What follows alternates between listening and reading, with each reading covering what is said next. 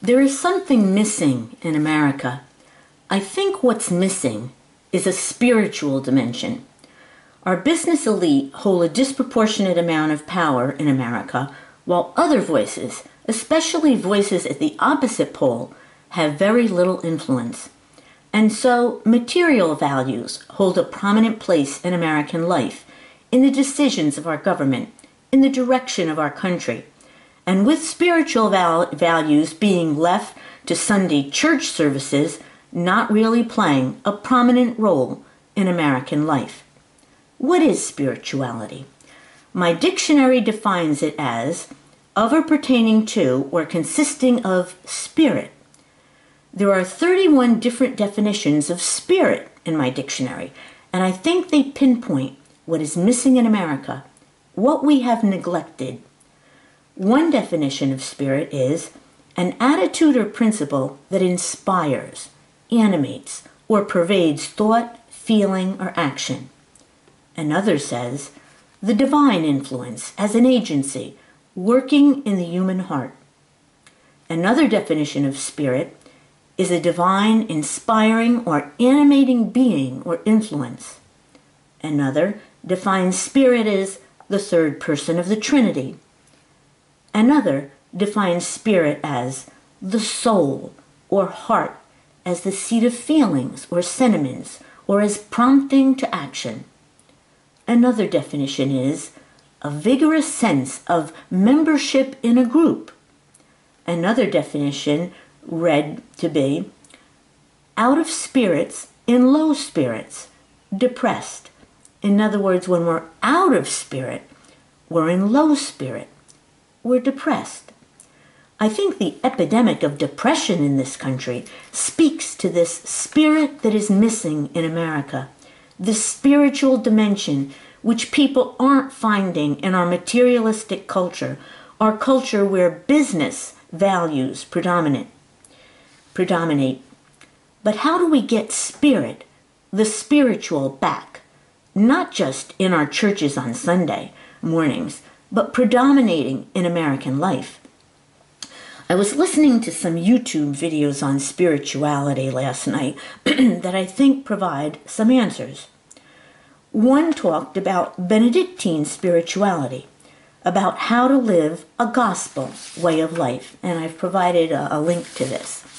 Dr. Maxwell Johnson, professor of liturgical studies at Notre Dame, in talking about Benedictine spirituality said, seeking to listen, to actively listen with the ear of our heart, in the words of Benedict, for what God, to what others are saying to us, even to what all created things might be telling us, is indeed the first and final thing. This advice on how to live a spiritual life reminded me of all the other things I had read.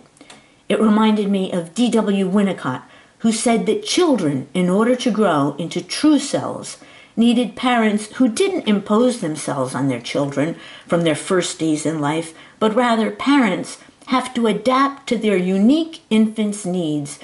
This can be thought of as a kind of listening that allows their children to find a truly personal way of life, a life that can be thought of as filled with spirit, as spiritual. It reminded me of Martin Buber, who said, we could find God in relationships with everyone we meet if we relate to them in an I-thou way, and that the crux of that way was real listening and real speaking, where in every moment we are different than ever before, understanding every person is utterly unique, unlike any we have ever known before. And we accept this person for who they are, understanding being is for itself. I can only enter into relationship with it. The eternal thou, Martin Buber said, is there in all forms of relating. An I-thou relating where there is real listening with man, with nature, in art, with embodying form. Being speaks to us in immanence, Martin Buber said. God was not in a special place. He was omnipresent. He was there in the everyday of our lives. Revelation comes, Buber said, in the voice that is addressed to us. It is there that we find the absolute.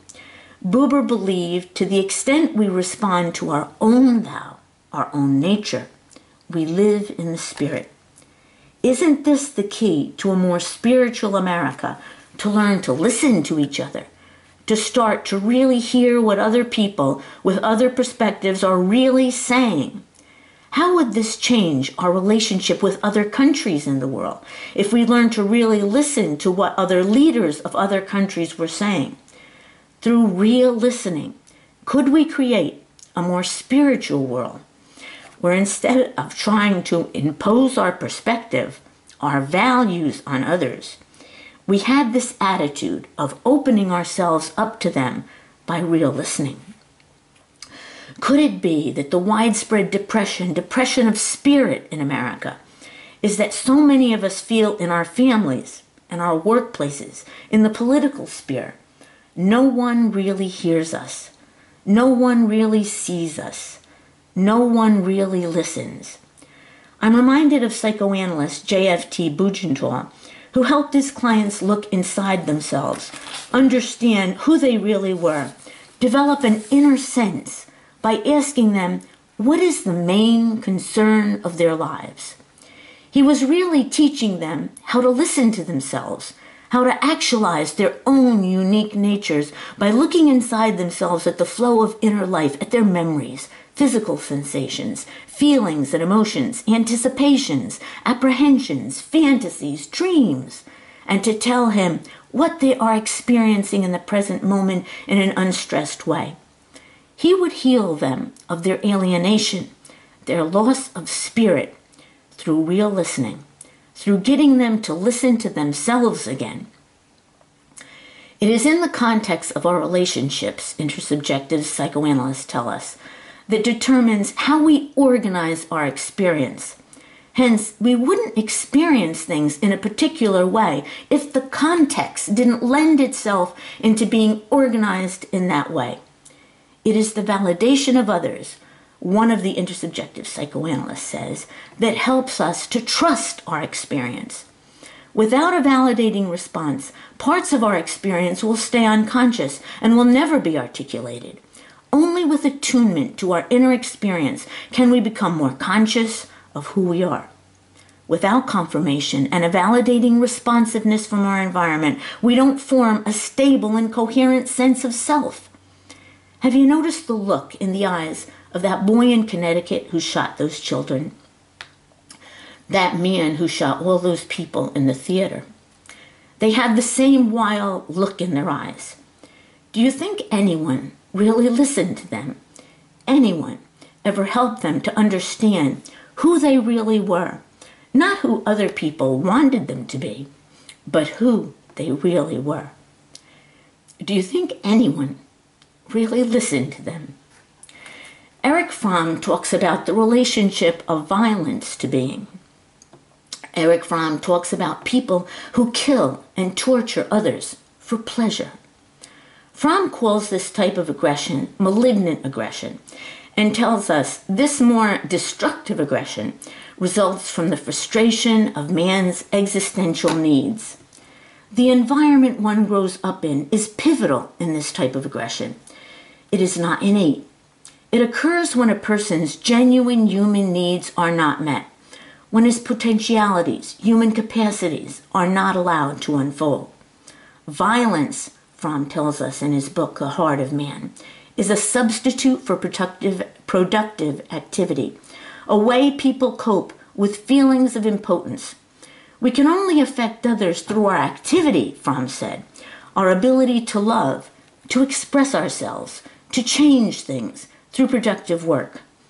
I am because I affect, wrote Fromm. If we can't affect people through love, we can affect them through pain and suffering. Killing is one way of experiencing that one can produce an effect on another being. When a person can't achieve a sense of potency and purpose through love and creation, he deals with feelings of powerlessness and emptiness and insignificance through destruction. A person can only get a feeling of strength and fearlessness, Fromm believed, by developing his own powers. It is a human need to be able to move other people, to be able to change things, to be able to express our will.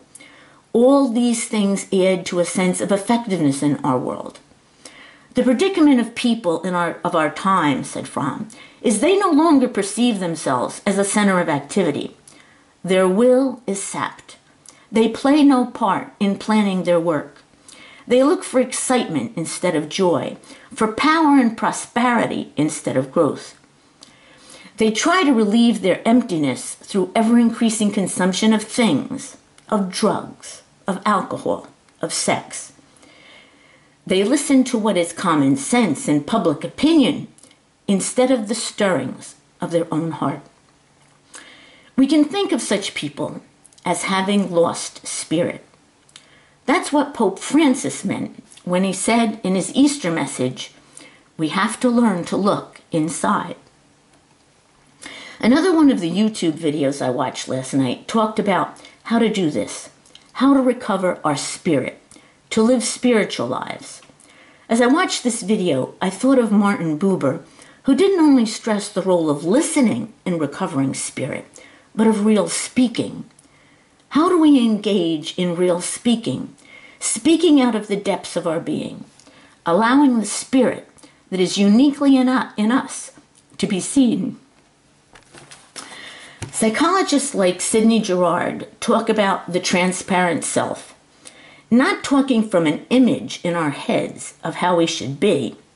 As Buber said, not allowing seeming to enter the relationship. The spiritual teacher in that video I saw last night, whose link I provide, talks about in our speaking, in moving into ourselves and pulling out a deeper description of what it is you're saying, and the art of reaching into yourself to say something more eloquently, mining a richer person with spirit, it's my own addition, mining for a greater word, a greater phrase in which to explain something about yourself. And as you're doing it, you're creating the reality, because your effort in mining for your own deeper knowledge, your own greater word, better word, something that is beyond what you always say. One definition of spirit from my dictionary was the divine influence as an agency working in the human heart. Another was the third person of the Trinity. Christians refer to it as the Holy Ghost. As a humanist existentialist, I think of it as the creative intelligence that infuses all life. When I was growing up Roman Catholic, a big topic of discussion was the mystery of the Trinity. God the Father being transcendent, Jesus, God who became man, the Holy Ghost who inspires from within, who is immanent in us. Today, I would see such dilemmas, such efforts at understanding the mystery, as trying to use our language based on Aristotelian logic where A is either B or not B as the source of our problem. And the answer lies in realizing the map is not the territory. What is exists, as Alfred Korzybski said, on the unspeakable, nonverbal level. Our words can never capture it fully. In Zen, they say, all we can do is point.